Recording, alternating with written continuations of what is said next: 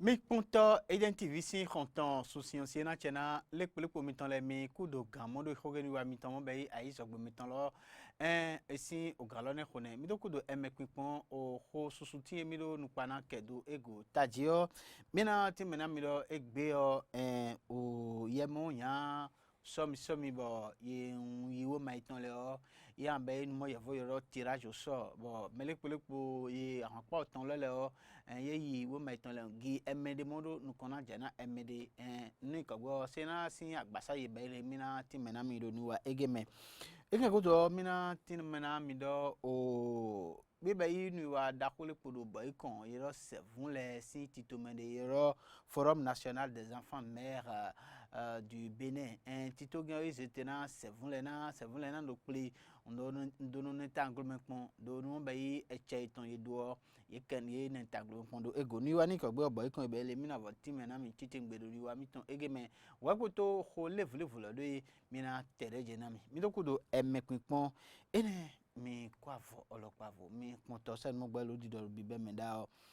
o maraho Emmanuel Tiando eiro yemo bayi o eme bo ye iwo maiton mbero yana ya somi to gan le to mo wa se bodo àwọn pa mo be to do gbe iton le po yan o Tiando si o agbasa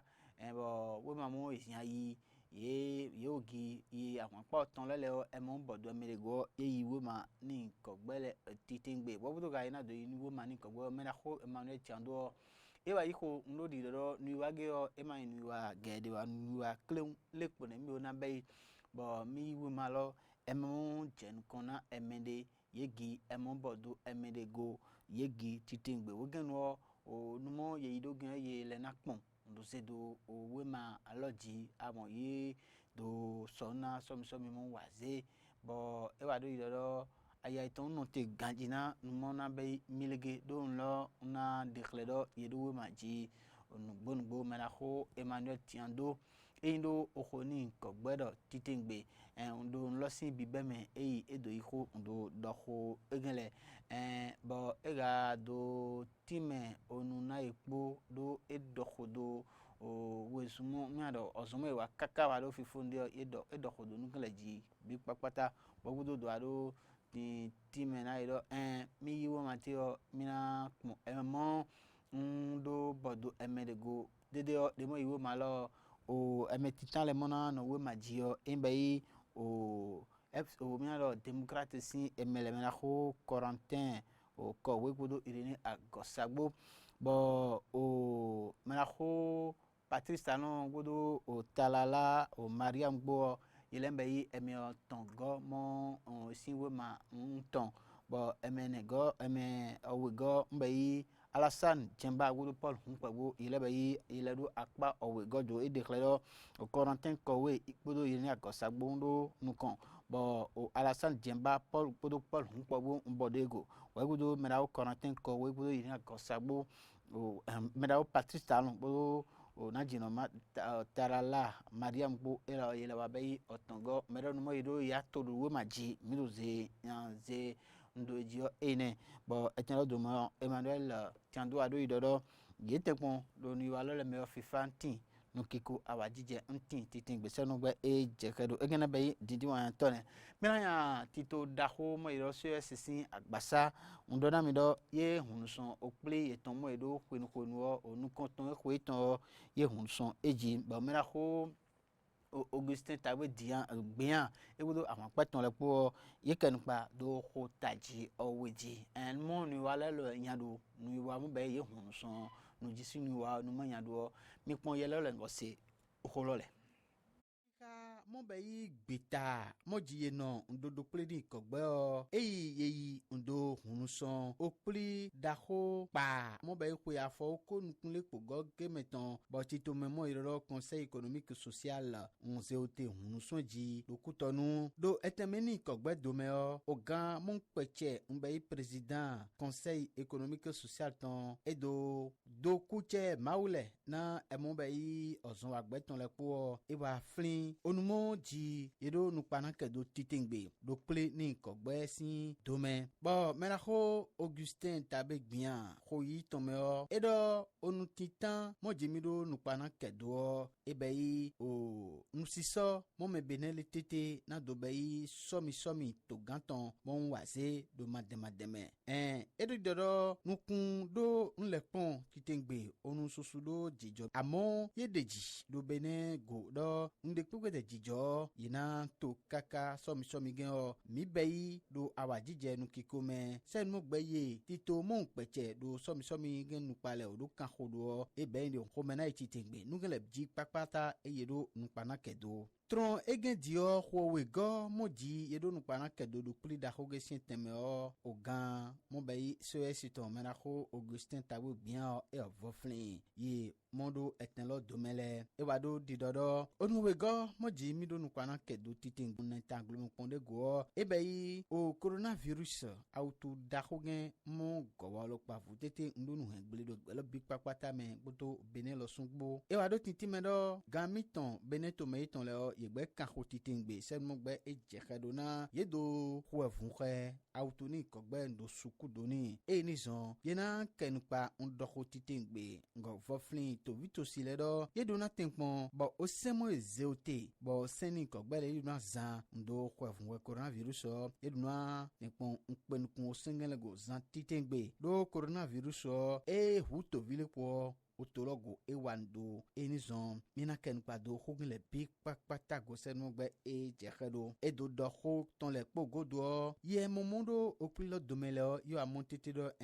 onu jonu komi wa nugbo enizon ye wa deji ngido endo mi be explique ka be po gbeta mon ton le yena ze bile pakpata do wema lekpome nzeando tafojina e chekpipa benetoloton bodo demelesi agbasabo somi si akpa mena no ti mena mi do o tito daho mo bei piple me bo we ma seto mo do agun daho mo yo catholique me yo OCCG gbena come boto o agun po le gbo ye yo ho jira zon wa tole ye ga yo ho jira zon wa tole yo no be FIFA dandamele yo mi do na ho kento na somi waze yo ndo nya nisi akpa ho gen lo eye do yo ho jira zon wa tole bo o ho mo be ho iton àwọn ìtàn mọ́ OCCG gbọ́dọ̀ pípẹ́ mẹ́ àgùnpọ̀lẹ̀ wípátá tán pọ̀ do náà do òyẹ̀mú bẹ́ẹ̀ yí sọmi sí nyàdọ̀ yẹ̀mú ló ti tó lọ jìnlẹ̀ gbọ́dọ̀ tòkó dọ̀gbẹ́ sí galẹ̀ gbọ́ yìí kọ́lẹ̀ òtò lọ wípátá kọ́mọ́ ìdọ́lọ́ sí sẹ̀sìn kò náà tán èdè bọ̀ yàwó náà mú bẹ́ẹ̀ yí yàwó náà Nathanael yàwó vi elon nze Hollande do yẹ̀mú kọ́lẹ̀ sí nípa mi do tó kọ́lẹ̀ sí sẹ̀sìn wẹ̀ náà ngọ̀pọ̀ òyẹ̀ lọ. Vise à nous rassembler pour répondre d'un cœur unanime au défi du rapport de complémentarité à maintenir. Ene lodo ti mena mida do o peuple mon bay o catholique ton le ton bo yi ken pado mo Benin to lodo yando bodo o peuple mo bay agun mo pole bi papata ton pole po yen yiro ko jira zon wa tole unti mena e do o FIFA donati na somi mo mi do no sona titingbe bo won be yi agun gan temele ton ino gbo nzi sedo bo mera ho ye wono mo yoro Nathanael ya ovi o Suede e nzi kholodo do agun ko lesin onupa kholo lesin sesin ko na o ye lodi epoto kholo lebo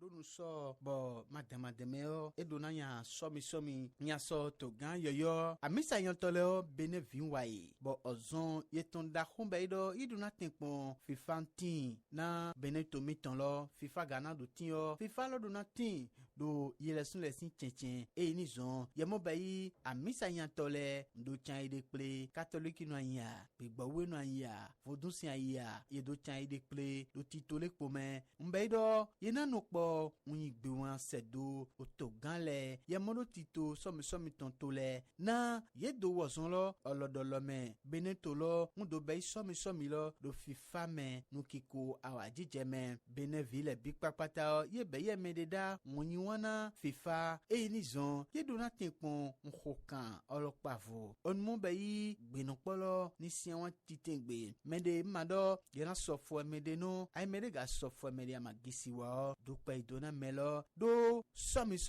awajije sinu ne nuni kogbe ga mejuro ni do beneto mi tome nizon bi e piple me amisa gunle bi papata ton mendo bibiodo to vitosile aya itondo te mede mawa mwado inana kwade ndodo mi kontro meni alo mi khwevun khemeni pali cheun aya itondo te bo azan lokpe o ye ton do wan ho nya 0 ma iton do agba mena ememo ejroe bo nlenya ni sinisin do mau ajano no na FIFA beneto mi ton lo e ga na FIFA beneto mi ton lo mi lesun to vitosile me do tempon nwozon mon FIFA gensin akpa nizon me odo bibiolo pavo to ganle ye modo tito lodile do ye wozon na somi mitonge o niya ni sinisime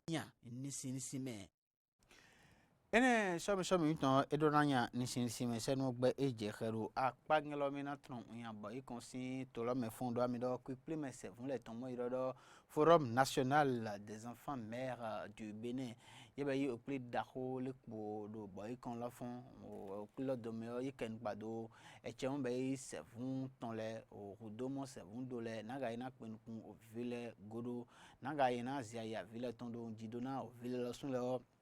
numo ezemo wazi o numo yona to lo do yedo kunpun do tukon la ton le po me o yi ken gbado onkan le titingbe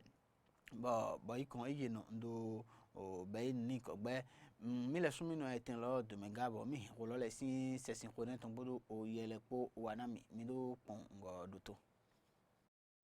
mon be to pon la gan ken le o ozon mon be yeton taji o ebe do ina kokan na eche mon be sevun le ton ye gisi do benesin to lo me ngo kokan na sevun mon pole ndo mon kunje eme do ozon wa olodo lo me poto ologonato yeton le po do nuiwa yeton le me onuni kogbe o nu jonne bo yedona no be okpli ge ndono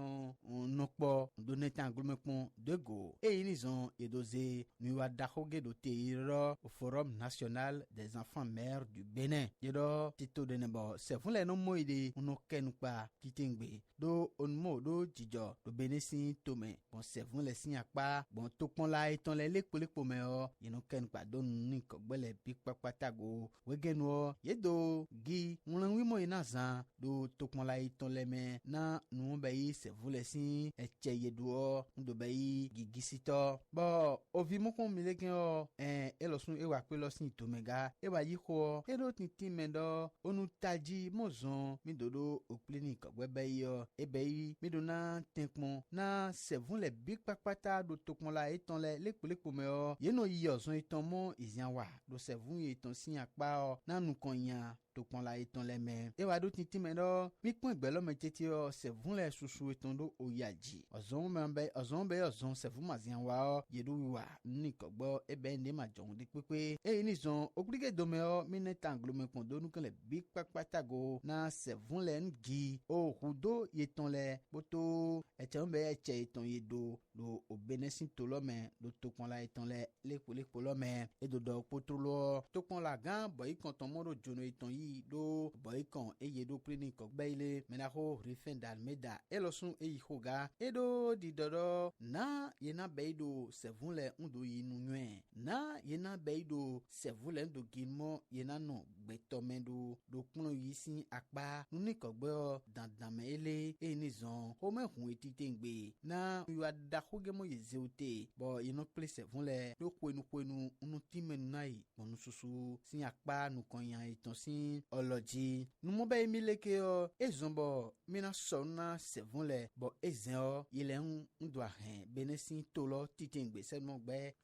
jekedo okpli da o yeodo bibe do kwe afo ko yo wedi egbon do benesin tome bo sevun le sin piple me mo idodo association des conseils des enfants du Bénin o enize nuwani kogbe do te bo ekwe ton yezeote na sevunle ndo tekpon ndo donunwe susu donu bayi eche mo yedosin akpa coronavirus do tolome do nugle gancho ye tekpon koka sevun kande nwa eten lo dome ndodo opulo ji sevun kande ko do opulo dome gbogbo mo bayi machin tagulmena no asina no ngele sin akpa yavodo anlin bo olo gonato yetonle lepo wayiho meraho Robert Bakari edo didodo onu donu vovo ene ji emiwa ozondo onu mom do taji donu ngele me imbeyi mi golona sevunle bonu konyen sin akpa ni zon le mo nu wake wa idoyro ye do ye wa golona sevun le yedo to itenpon unya obleun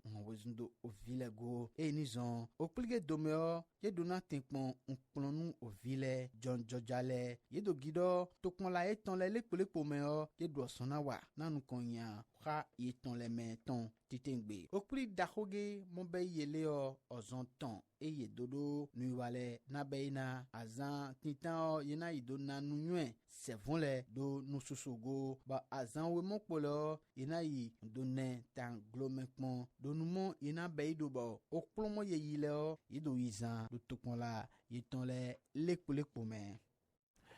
ene mi ponto identify si konton sosion si ko godo tomo mina do kritakuna nu ami tomo beye gbeton e beido mina nya mera ho Patrice Atanas Guillaume si agbasa fondo amido e jon da holekpo jonotele gane o yetron o Côte d'Ivoire fond bo yiwa na do yinu nyepele do mera Patrice Atanas si do mina sero mademade do yena bayi somi lekpo bon bolu ikosi akpa yero président de la Confédération africaine de football o ninani kogbeme yezondo wa bo mena ho Alassane Dramane Ouattara Côte d'Ivoire si gan se emengele do ana o goton mo bayi Patrice Talon Benetton bo ina do hogbo na ina toro amo gani kogbo ndo tron Afrique de l'Ouest lo si yekame ni zon yedo nya mena Patrice Talon de o demoga yedo nya yo homo yedole mi sesin kuna o horole mi doto ngokon o yelole mwen to gan Côte d'Ivoire ton mera ho Alassane Dramane Ouattara domi do mi wado to gan Benetton mera ho Patrice Atanas Guillaume Talon bon bolu hosi akpa do egbelo metete ho modo te yedo di do tawon beyi yina so gan yoyo levo le bo yina peche do bolu ho Africa gbejilo ton si nupa bo Africa lo kan do ton mo me Benin bodo Côte d'Ivoire gbole edona tenpon kaka o gan bayi o gani kogbo yezewa Africa ni kogbeme medegwe magaden wa numo medao Patrice Talon yiwana bolu sin khole do poto numo emonu kunje bolu sin titule megbo ni zon town bo to gan Côte d'Ivoire tondo mi wa ede wa yi nunyo de le desi munami opon gbon akpa ni kogbe namina hendu kaka Africa West lo ndodudo eji ni zon mi do wa o Benin mi do ayin jono mendaho to gan Patrice Talon ton na do donu gbona mi de mo mi do yan agbeton sa ho me hun mi titengbe jono mi ton ndo khonami bende do pacha o lo town do mendaho Patrice Talon timenu na mi titengbe bon unen wi mo mina zan o kan mo mina ho kaka o gandu ni kogbe ma do gbo mi go wa timena mi titengbe de redo mi e mondo Afrique de l'Ouest sin kan lo mele biko da mi do na nopo olodolome bodo wanyina po ndonya agbarugun ni kogbe kaka dudeji ndoyin miton mi gado kan ro titengbe dudeji o eduna yin miton sen mo gbe mena o Patrice Talon do donami do tete home humi ni gonya Côte d'Ivoire mina dopena to gan toni kogbe to mena ko Alassane Dramane Ouattara do mena o Patrice Talon jono miton titengbe sen mo gbe jekedo ena chena mi kaka mena ho Patrice Talon yemeni kogbele si jono sen mugbe mile sule mi do khomiton le me alo itnemeteme ngi jono mile sun ton do agbalo sai gana chena mi ene nu wa miton egbeton ma dona rogani wa mi do kuchena lekpo o mi ton le mina jete mbero ma odo mi fonga ya san plegbo mi gwado o ye mi dile ton mo gbo ye ngoro gbe mi ton le se amo ese on be ya ki on gbo wa se do ganeme pepe o fungbe e mina se blo mera ko jeda se gbabi on fo wo mi dogbe mera ko Igor Huntonji bo o Romaric Devoshi bo la pa itan le bi kwata bo na channel le kule bo itan le